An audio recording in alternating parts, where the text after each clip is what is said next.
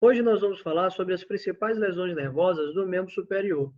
Essas lesões elas podem acontecer por uma distensão, por um trauma direto ou por uma compressão. Quando falamos do plexo braquial como um todo, ele pode ser comprimido em três locais diferentes numa síndrome conhecida como síndrome do desfiladeiro torácico.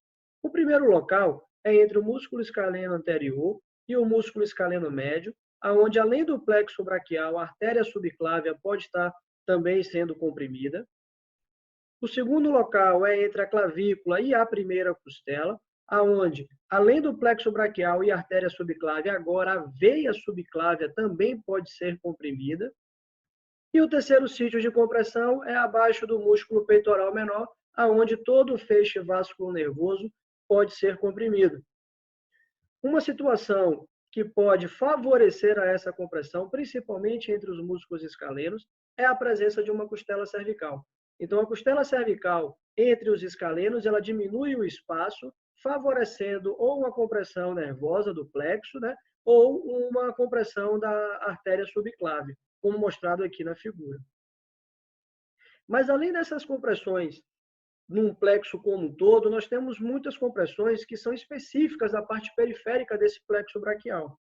Então, a primeira lesão que a gente vai apresentar é a lesão do nervo torácico longo. Esse nervo ele passa muito superficial na região do tronco, na região lateral do tronco. Ele vai inervar o músculo serrátil anterior e ele pode ser acometido por um trauma direto, por uma distensão ou de forma iatrogênica durante a mastectomia radical. Então, quando esse nervo está lesionado, ele deixa de levar a informação motora para o serrátil anterior e o paciente começa a apresentar uma condição conhecida como escápula alada.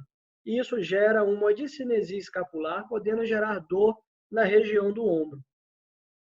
Uma outra condição que pode também ser dolorosa na região do ombro é a compressão do nervo supraescapular.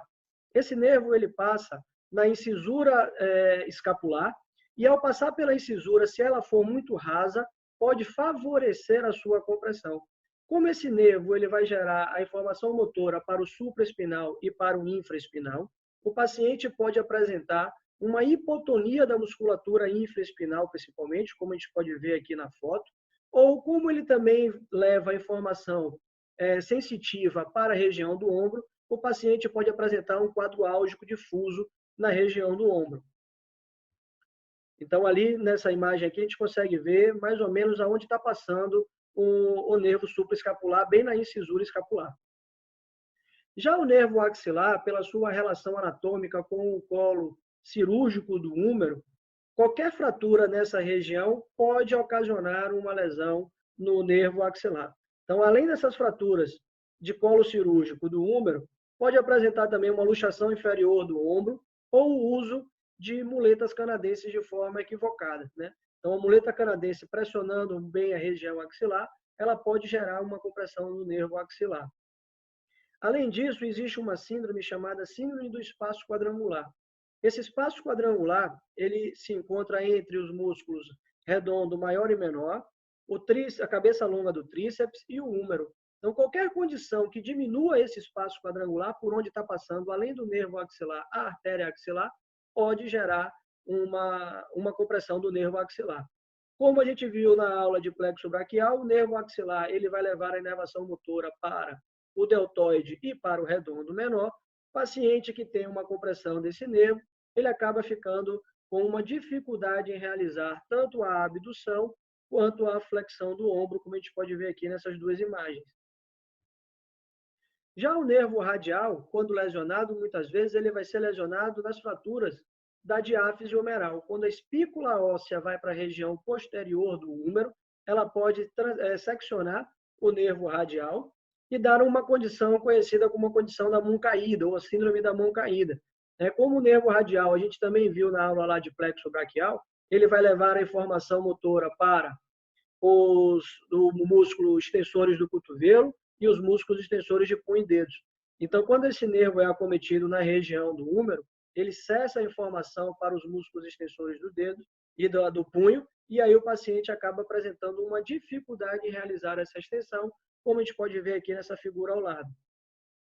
Já o nervo ulnar, ele pode ser acometido em 2 locais diferentes, um no túnel cubital e um no canal de Guyot. Quando isso acontece, quando essa compressão é permanente, o paciente tem uma tendência a apresentar um sinal chamado de Garrunná, onde ele vai ficar com a flexão do 4º e do 5º dedo. Tudo isso porque o músculo flexor profundo ainda encontra-se preservado. Então, como ele está preservado e os outros músculos não estão funcionando, ele acaba retraindo um pouco, fazendo a flexão do 5º e do 4º dedo. O sinal de Frohman é um sinal indicativo para a lesão de nervo ulnar. Então, como o nervo ulnar, além de inervar os músculos flexores da região ulnar, ele também vai inervar o músculo adutor do polegar. Então, ao solicitar ao paciente que segure uma folha de papel entre o polegar e o indicador, a gente espera que ele utilize o músculo adutor do polegar, como a gente está vendo aqui na figura B. Quando esse músculo adutor do polegar não está funcionando, ele tende a manter essa pressão utilizando o músculo flexor longo do polegar. E aí esse músculo é inervado pelo nervo mediano. Então aqui a gente comprova que o nervo mediano está íntegro, mas o nervo ulnar, de certa forma, ele já está tendo algum grau de compressão, seja na região do canal de Guion ou na região do túnel cubital. Então, o nervo mediano, que é o mais conhecido, o mais falado de todos, ele pode ter a sua compressão no túnel do carpo, que é o túnel entre o retináculo flexor e os ossos do carpo, aonde ele vai passar com a grande maioria dos músculos flexores. Então, pessoas que trabalhem, né, ou que tenham atividade esportiva, que utilizem muita região flexora, ou que utilizem muito impacto nessa região flexora, muita pressão nessa região flexora, pode gerar um processo inflamatório nessa região, conhecido como a síndrome do túnel do carpo.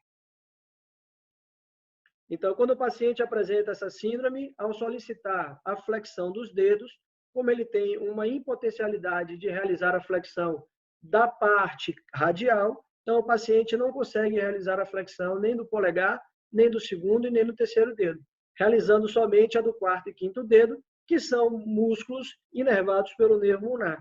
Então, dá uma condição com uma mão parecida com quando a pessoa vai tomar a bênção de alguém, e aí ficou o nome com a mão em bênção. Uma outra síndrome que é muitas vezes subdiagnosticada é a síndrome do pronador redondo. Então, o nervo mediano, ele passa por entre a cabeça ulnar e a cabeça humeral do pronador redondo.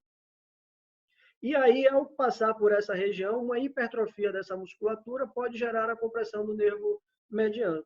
Alguns autores acabam fazendo uma correlação da compressão do nervo mediano entre o pronador redondo ou a compressão que acontece do nervo isquiático lá no músculo piriforme. E aí alguns autores também já estão relatando que a síndrome do túnel do carpo muitas vezes é diagnosticada de forma errada, quando na verdade o paciente não possui nada no túnel do carpo, mas sim uma compressão mais proximal, que é a compressão do nervo mediano na região do pronador redondo. Então, quando a gente olha nessa imagem cadavérica aqui, ela está linda para a gente ver o nervo mediano, passando por entre as cabeças do músculo pronador, né? Então a cabeça ulnar e a cabeça humeral, e aqui também está bem bonito de ver o nervo ulnar passando pelo epicôndilo medial. É isso aí, galera. Espero que tenham gostado. Se gostaram, curtam aí, marquem a galera. Qualquer coisa, pode mandar um e-mail para mim. Qualquer coisa, pode mandar um direct. Muito obrigado. Até a próxima.